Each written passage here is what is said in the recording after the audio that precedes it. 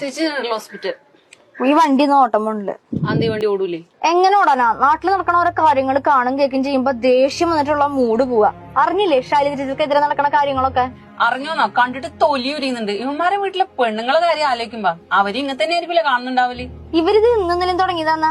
പണ്ട് ശൈലജ ടീച്ചറിനെ അപമാനിച്ചതിൽ ഖേദം പ്രകടിപ്പിക്കുന്നുണ്ടോ ചോദിച്ചപ്പോ ഉടനടി മുല്ലപ്പള്ളി രാമേന്ദ്രൻ എന്താ പറഞ്ഞെന്നറിയോ? Apology me nothing doing. പിന്നെ ആ മറ്റേ ലീഗിന്റെ നേതാവുണ്ടല്ലോ KM ഷാജി, അയാൾ എന്താ പറഞ്ഞത്? നിയമസഭയിൽ പെണ്ണുങ്ങള് ഭരിക്കുന്നതിനെ പറ്റി അപമാനിച്ചിട്ടില്ല അയാള്?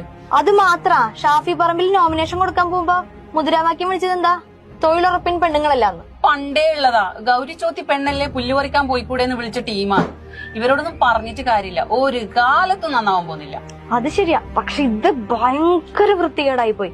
ഒരു അമ്മയുടെ പ്രായമുള്ള ഒരു സ്ത്രീനെയാണ് ലൈംഗികമായിട്ടൊക്കെ ഇങ്ങനെ അധിക്ഷേപിക്കാന്ന് പറഞ്ഞാൽ പഠിപ്പും വിദ്യാഭ്യാസമുള്ള ഒരു സംസ്ഥാനം എന്ന് പറഞ്ഞിട്ട് എന്താ കാര്യം? പക്ഷെ ഒരു കാര്യമുണ്ട്, പെണ്ണുങ്ങൾ മാത്രമല്ല അമ്മേനെയും പെങ്ങളെയും സ്നേഹിക്കുകയും ബഹുമാനിക്കുകയും ചെയ്യുന്ന ആണുങ്ങളും ഇവന്മാർക്ക് വോട്ട് ചെയ്യാൻ പോകുന്നില്ല. അത് ഉറപ്പാ. അത് ശരിയാ.